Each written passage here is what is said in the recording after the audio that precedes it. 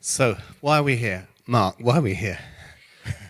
Well, it started 17 years ago, I think. Okay, so this is basically, we're just about 30, we're trying to get 17 years worth of client designer relations into 30 minutes, right? Absolutely. It's called Making a Mark because I guess it really is, well, there's the mark, bad pun, but it's really about actually promoting the idea of doing things physically, by analog, as it were, literally making a mark.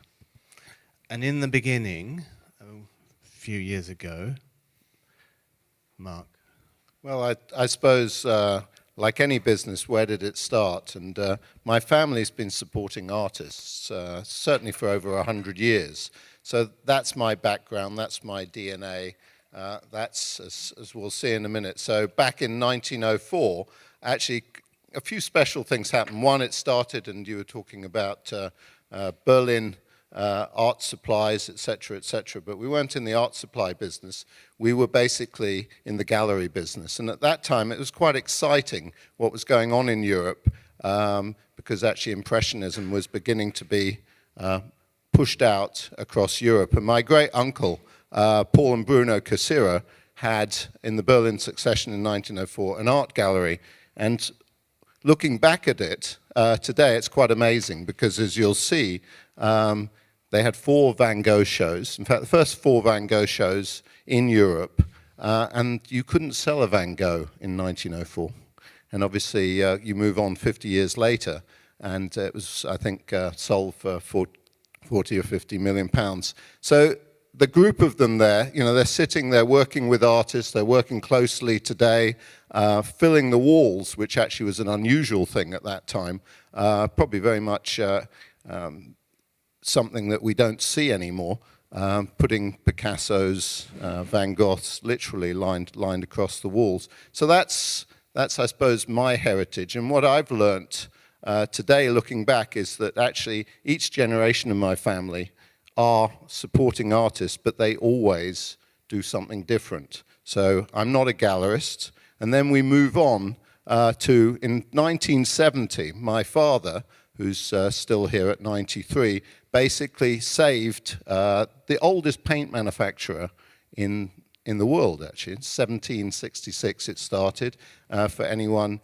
in London, in a place called Enfield. And it's sort of my first memory of him because when I was 12, on the front page of our local London newspaper, which still exists, the Evening Standard, actually his name was on the front of it, and it said that Mr. Cass had saved this paint business. And I was introduced, that's me, I'm afraid, sitting there with some hair, pouring some paint in the paint manufacturing business. And so that was the beginning of my journey. And it's been a long journey of, basically, some would say, how I got paint into my DNA back in 1970. And if we sort of fast forward, because I don't think in the time we've got, 80 years later, I'll hand back to Angus. 80 years later was 1984, and in the UK it was the year of the miners' strike and this lady here. But while all that was going on, Sick Man of Europe and all the rest of it, there was a small art materials store opening in Charing Cross Road. And I think it's quite unique. I ended up, through my father, owning this shop, quite unusually. It wasn't my passion at that time. In fact, I was a photographer. I just basically started a thing called Image Bank, which ended up turning into Getty Images many years later.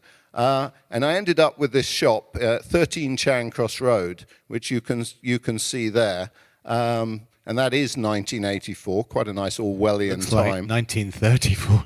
1984. And what's unique about this shop is it's 700 square feet, and it's the best located art store in the world. There's absolutely no doubt about it, because it's basically 100 feet behind the National Gallery, and the National Gallery certainly is unlikely to move. So it's not a bad place in terms of location, and ultimately for a retailer, which we are, that was key. But I did very little with it. As I said, I went on a journey for 20 years, in fact, to 2001, where I came back from the USA after selling Image Bank to Getty Images. And I met Angus. We'd actually worked previously on Getty Images, again, back to client relationships. We'd actually worked on Getty Images. I was back in the UK, and I came up with this idea to revolutionize, in a digital world, an analog business. And interestingly, obviously, I'd spent the last 20 years taking photography from an analog into a digital world. So I suddenly decided to do exactly the opposite. And I went and saw Angus. As most things happen, I was living in Kensington. His offices are in Kensington. And so it was a natural thing, and I went to him with a problem. I thought I was the one who was going to do all the talking, Mark. Actually, so what you had was an art store on Charing Cross Road, and then suddenly a new one, which in Kensington, right? And I guess two art stores mean that they have some relationship to one another, and therefore there's the potential of having a brand. So that's when Pentagram was commissioned to help refit the Kensington High Street store and look at Charing Cross Road.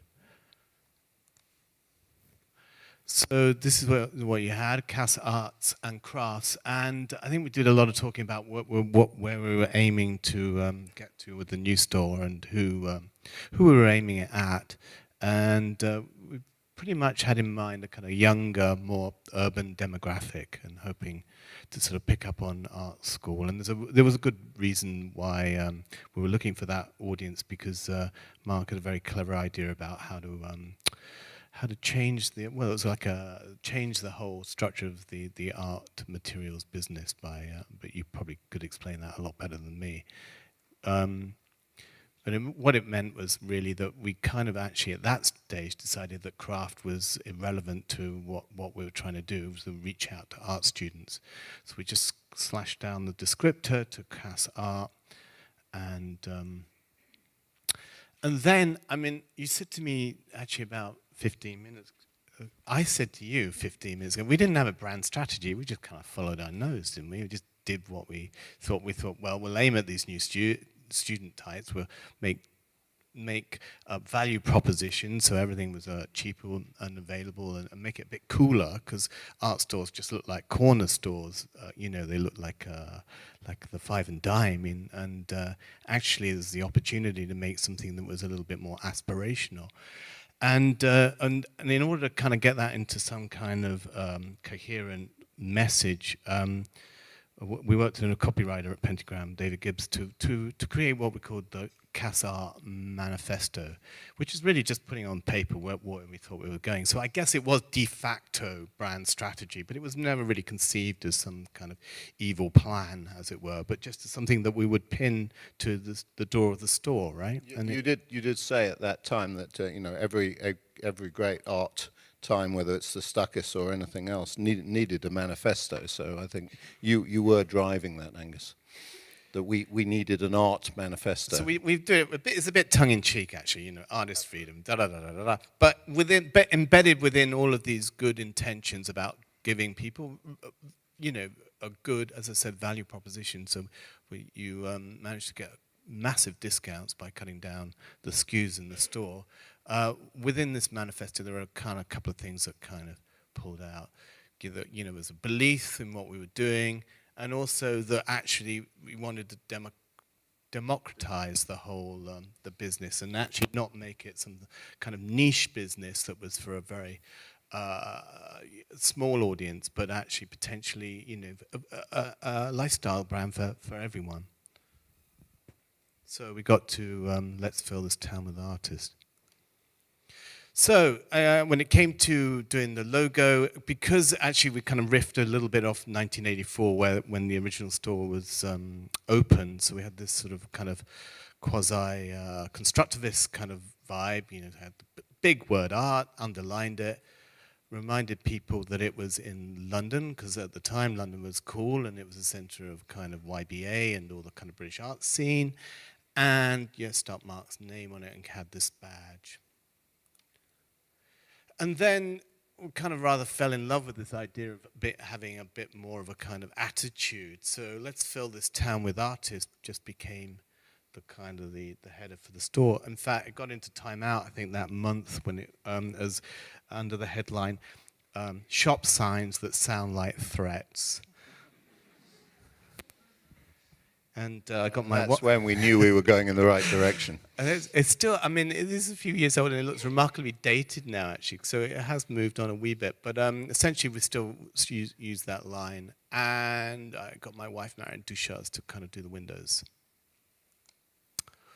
Okay, going forward, 2011, Mark was starting to take over London, right? And I can't remember which store was first. Mark, maybe you can know. Well, I think, as we said, we got to Kensington, which after Charing Cross was the second store. Then we went to Soho, and then we thought we needed a flagship store in the East End of London, which is pretty much where the artists were at that time. Obviously, they've moved much further out and to Southend. to Southend, exactly. And then obviously Hampstead has a tradition of artists, and then Kingston. And we started to. Kingston was really the test to go to a little bit further out of London, to where there was art students, art college, to see. At that time, it was clear actually that London was becoming prohibitive for art students to live here, and it was clear also at the time where I think at that time there was talk of about that they were going to have to pay £9,000 to get an art degree, which was quite a. And so the university started to our lifetime value. The idea was that very much that we'd take the customer through that journey from 24, 25, all the way through.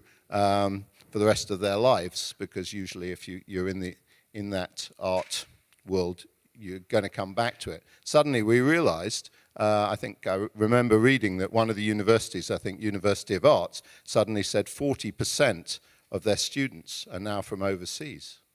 And we had this big wake-up call to say, actually, 40% of our lifetime value may have just gone out the window. So luckily, also at the same time, it seemed places like Glasgow were starting to actually retain their students and artists and everything else. So it became clear that we needed to get out of London and start to expand and go there. And we started to look at Glasgow, Manchester, Liverpool, and we've been on that journey for the last 3 or 4 years, as well as obviously opening online and having an ability to deliver. And because we're in Scotland, we had to change the suffix on the logo. Not only that, they said, let's fill this town with artists, had too many words in it for the local council on some basis. So interesting, because the store's been closed for the last 2 days, so we may go to them for some money because of the snow. So this is what the current the stores look like, and across the UK. So how many are there, Mark? There's 12. 12, and watch out, Berlin. Yeah, and so this is just an example of some of the store fronts. So we've retained the let's fill this town with artists when we can. The big one there on the left is the Charing Cross one outside the National Gallery. Okay, so this is the refit of by one of my partners at Pentagram, William Russell, of the flagship store in Colbert Road as it stands now, and you can see that the logo is no longer in this sort of discount red background, but it's black and white. This is just a few views of Colbert Road and how the space is divided up. Actually, this is it's my 2 kids, but a few years back. We have a few things along the way, like we tried to get up and running Cass Art Kids, which sort of didn't really happen, because actually at the time we didn't really have anything to sell apart from. So we create these bags basically, so there was an excuse to have a brand. But I think I had this idea that I really wanted to have the whole YBA repositioned back to young British artists, literally for kids rather than Damien Hirst. I think Angus, it was a poor joke. No one got. I think you're leaving out that it's not quite true that your wife at that time had just developed a Well, I forgot. Huh? I forgot the book. Sorry. Basically, the book that turned out to, I think, change and revolutionise the whole book industry. But I'll leave you to sort of fill that. If we could edit the film there. Out of that, actually, it's true because we commissioned Marion to do a book called "Let's Fill This Book with Art," right? Yes, absolutely. And then that became "Let's Fill." What was it? "Let's Make Some Great Art," which sold 500,000 copies. Anyway. Moving on, and she actually moved the colouring trend into worldwide ambition. Oops. And then this was the basement, which Marion did the lettering for. Yeah, sweet. Okay. And actually, maybe you want to briefly, because I mean, I think one of the things, obviously, we know in the last 4 or 5 years that, and we can see it, retail is changing dramatically, and it has to be experience-based. So what we've done pretty much in all of our stores, where we've got the space, and this is the Islington store, and certainly in Glasgow, is we've created a gallery space inside the store, like you'd create a coffee shop or anything else. And what's unique about it is not only for the local community is it free or for anybody who wants to show, but for example, last year, probably the most important painting prize, which is the BP Painting Prize, we invited all the winners to it to put on their own show, which they absolutely did, and so the space is used for many, many different activities, but as I say, it is free and obviously drives people to the creative spaces. Okay. And this is the frieze. The frieze went around the wall, and we also did another frieze. Basically, actually, this was important, weirdly, because when we did the frieze in Colbert Row, we just chose all these weird color names because the color names are great in paint manufacturing and have quite exotic names, and we just covered the wall in this black and white variation. Well, you loved it because you'd been working on Pantone, and I said, well, surely color names aren't that interesting. I loved it because there were no colors in it. Right? Okay. Just the color names. But you told me that Pantone was not a color; it was a color reference and a number. So well, it was also a bit of fun because we could, like, in between all those color names, we actually inserted like our own family members. Just thing. Aged titanium, rotting bark, And then they were interspersed with a kind of roll call of artists, actually, just to prove to the art students and lifestylists who go through the store, there are actually people who do make a living from this business, and some of them quite a comfortable one. Another thing that should be said, we ripped out all of the kind of the units that the brands often provided you with and created our own. Yeah, I mean, I think going back to, you were mentioning Bersner in Germany and everything else, any other art retailer in the world has 60 to 100,000 individual lines. So what we've done, and obviously they've had to take the manufacturer's stands and, like a supermarket, just place them next to each other because they've had no other choice. So we've gone and edited the business. So I think we're somewhere around 6,000 to 10,000 lines, which allowed us, as you can see here, to build our own units for each paint. I forgot the concept was to cross between a hardware store and a candy store, wasn't it? That's it. It was definitely a candy store, as you can see. It was very much, that was the message. I'm a 12-year-old boy, and it's candy colors, basically. Okay, moving on colours, cerulean blue. So this is a paint of Winsor & Newton oil paint, and early on, actually, we started to come up with the bags, and the bags were basically, it was you said we should own colour, so I said, okay, let's just do colour bags because they're kind of cool and they've got great names. So if you took cerulean blue and you looked at some art across the years, which has got cerulean blue in it, and then you worked out what they were called and who they were by, and then you created this bag around it, and you had the word cerulean blue in the front. And we were giving those away, right? And then you started charging them. So I said, if we're going to charge, let's get rid of the brand on one side, because then, and then just put the logo big on the other side. And so far, how many have you done? Loads, right? Loads, definitely. Okay. Lots of colours. And at sometimes It's very intellectual talk. This loads of colour. There are times where we have a student day once a year where we have 2,500 students actually who come that day, and there's a sea, and they all walk away with a goodie bag and one of these bags, and the whole of London, you can see them streaming around London. So it's quite exciting, and we've been doing that for 10 years. Yeah, in all seriousness, they have been a really clever bit of branding device, because it does get the name out, and you own colour, literally the names of colours as well as the colour bags.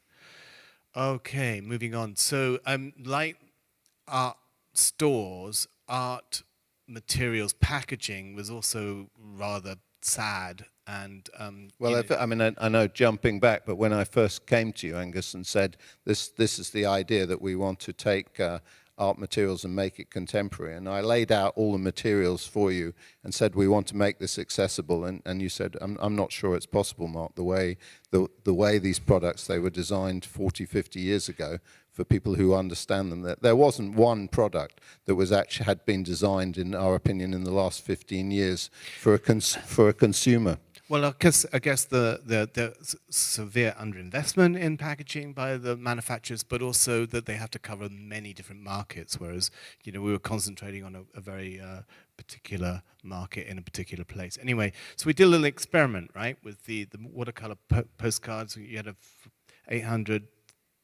8,000 sales per annum on those. Actually got Marion to do some blobs and put them onto some packaging and then change those. You made it accessible. Yeah.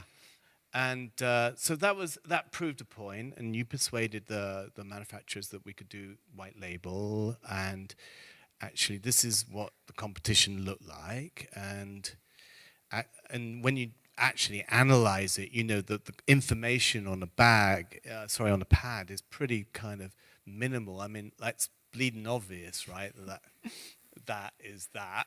So you don't kind of need to say A3, because it's sort of, everyone's got a photocopier, everyone knows how to load it.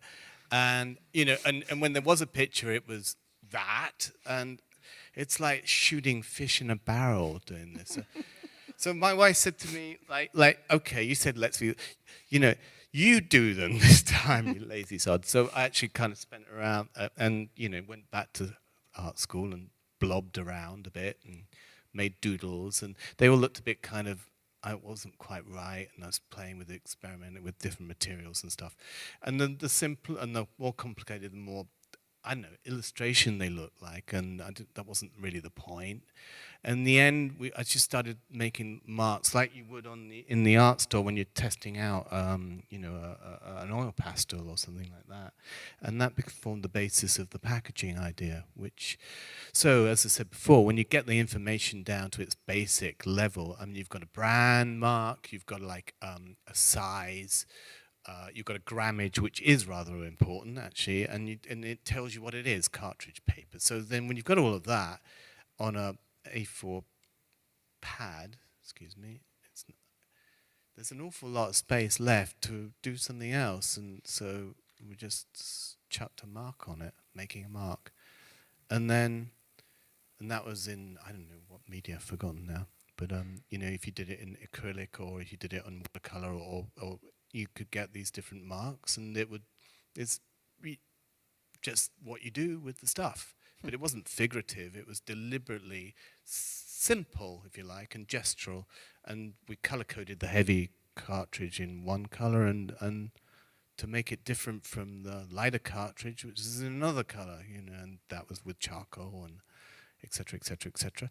And that was kind of basically the concept. So you got tracing paper in colored felt tips, and marker paper, and surprisingly markers, and layout and other stuff, and colored paper was just colored paper cut into circles, like so. So when you saw it on the side, made a target. Watercolor was was demonstrative of the qualities of watercolor on that particular kind of paper. So the other thing I forgot to say, is I said, we use the goddamn same paper that's in the pad on the cover, because that's what we're trying to do. We drove the manufacturer absolutely nuts because they'd never thought that they could do that. And then you got that, and then like you came along with another series, like I've got another color I gotta find, and then so that was smooth, water paper. No, more recently it's newspaper, collage paper, Mixed media. Mixed Today's media, thank fastest growing. and acrylic and oil. I'm whizzing through because I can see the flashing light of 42 seconds over. So I'm, and so that's oil and acrylic. You get the idea, right? Calligraphy, so on and so forth, kids. And now we're doing like pastels. So I literally have one of my interns color every single pastel color in there in a little square, and we put it all together and made a picture from it. And we also do the actual pastels themselves. And more recently, in fact, last week, absolutely. yeah, oil paint. So that's a very, very exciting development that today we work with the world's best manufacturers. And over time. And basically they've delivered to us and to our customers the world's best oil color under our brand name. Final slide. So, Mark, you made a little leaflet, right? We did. We made a leaflet. So we were in the analog world. We wanted everybody to understand the journey we've gone on and pretty much what the Cass family's been doing and why supporting artists in an analog world is actually important. And it's important for all of us to be involved in it. And everybody, I think, here today, designers, etc., is in that world, digital and analog, and how the two things come together. And we are, just as a last thing, seeing that creative professionals, in the broadest sense, are the fastest growing group of people who are actually picking up the pencil in different forms and painting and drawing, etc. And it bodes well for the future. So thank you, Angus.